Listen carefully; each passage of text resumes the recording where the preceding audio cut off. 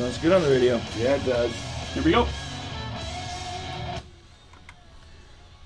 That song won a couple days here on Cage Match. You know you love it. It's above all. It's Newsted at 100.3, the X Rocks. The morning after with Nick and Big J. It is 8:10 in the morning, and we played that song for an amazing and awesome reason, and that is because hanging out with us in studio this morning for a little while is the man himself, Mr. Jason Newsted. Good morning, sir. Oh, wow, thanks, man. That was quite an introduction. Well, we like I'll it, get man. my speaking together here in a second. The morning after, man, I'm telling you what. The definition, we're looking at it right here. I like it, man. You are in town tonight for an awesome fan Q&A at the Record Exchange. We've been pumping this up over the course of the last week or so. 7 o'clock tonight, free for all. You don't need to do anything. Just show up tonight and meet Jason, buy his new album, Heavy Metal Music. You'll sign it, you'll hang out, you'll answer questions. Mm-hmm. And this is something that you're actually hitting Boise on purpose. You flew in here. This is a town that you wanted to come into, and it was something that you wanted to do here. And that is even more awesome than the fact that you're just in town, is that you went on your way to come here, and that means a lot. Which is any particular reason why this Well, is what on your list? I'm figuring out right now is that Big J's been somehow doing some recon, and he got down to Reno to see the band play, and then so he's been kind of talking it up here, and then that word got through to my people over here, and then so that makes sense because you guys are showing us some love, and so that's the first part of it. That's the ground we're launching from.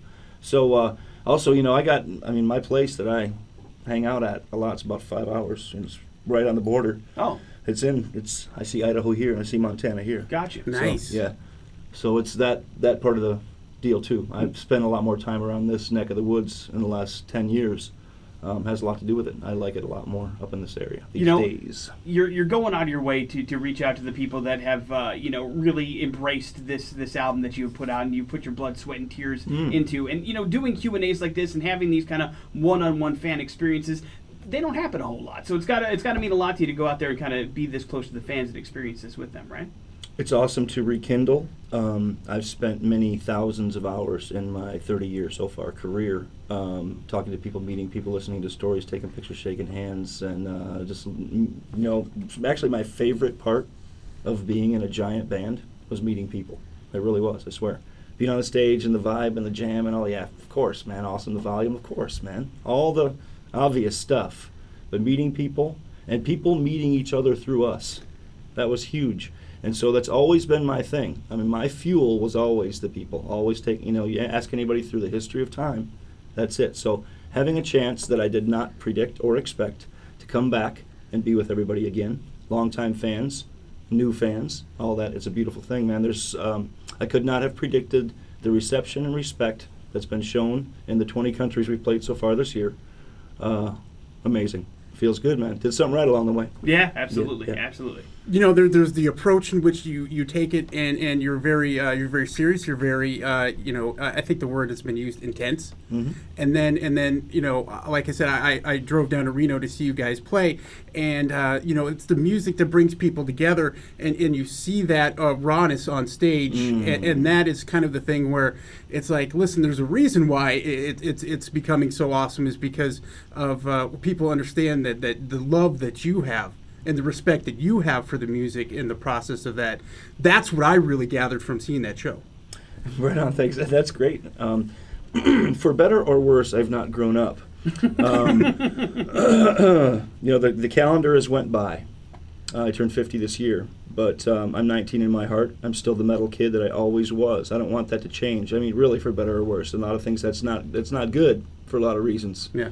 I still do have to make some grown-up decisions and adult decisions about money and things at a certain point, but I really do live that thing still, try to fly that flag and pretend that I am that 19 still as long as I can. And the fountain of youth that I've found is in heavy metal music. It really is what keeps me wanting to fire off and keep up and be relevant and enjoy it, appreciate it. I've been to the top of the tallest mountain in this business, and I've learned to appreciate it. And coming back up from this rebirth, I'm appreciating it a millionfold, really. And like you were saying, I've been saying it from the stage every show that we've played so far this year. The heavy metal music brings us together and keeps us together. The family that I saw assembled across the world this year gave me hope again. The world is in better shape than I thought it was going to be. The metal world is in way better shape than I thought it was going to be. went over to these countries each weekend, Belgium, France, Spain, Italy, whatever. There's 60, 80,000 people gathered for the Friday, Saturday, Sunday thing in every place we went. I mean, there's a beautiful thing. Now, that's, for me, 26 years after I played my first Donington, I went back this year.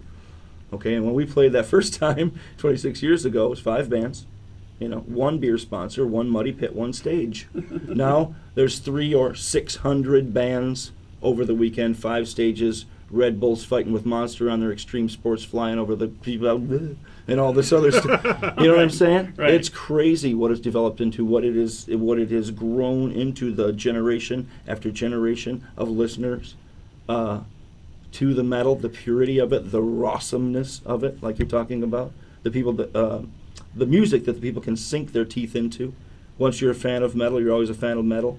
Like Rob Zombie said on that metal movie that kid made, you know, you're not a Slayer fan for just one summer, man. Right. I mean, right. it's forever. When you're down with it, you're down with it, and that really shows. Now the proof is in the pudding. Just like any medicine that has to be given, and 30 years later we see the results of it in a long-term thing or whatever, we are seeing the results of the seeds that were planted by Black Sabbath and the revolution of new wave of British heavy metal with Metallica and Slayer, Megadeth, and all that kind of stuff. We're seeing those fruits now after all the hard work. So, I mean, I saw it for myself this year. It's awesome, man. You know, you can hear the passion in your voice. You can tell this is something that you still love to do deep down in your heart. And I want to dive a little bit more into the actual album, Heavy Metal Music, and the way you went about doing that. And we're going to talk a lot about what's going to happen tonight. So make sure you go meet Jason Newsted. He is at the Record Exchange tonight, 7 o'clock, 11th and Idaho in downtown Boise, is where you can find it free, and you just got to show up there and have a good time. And Jason will chat it up with you, answer some questions, sign some stuff, and it will be an awesome night. We'll be checking back in with him in just a second. We want to make sure we get as much time with him as we possibly can, and we'll also be back with some more fun next on the X Rocks.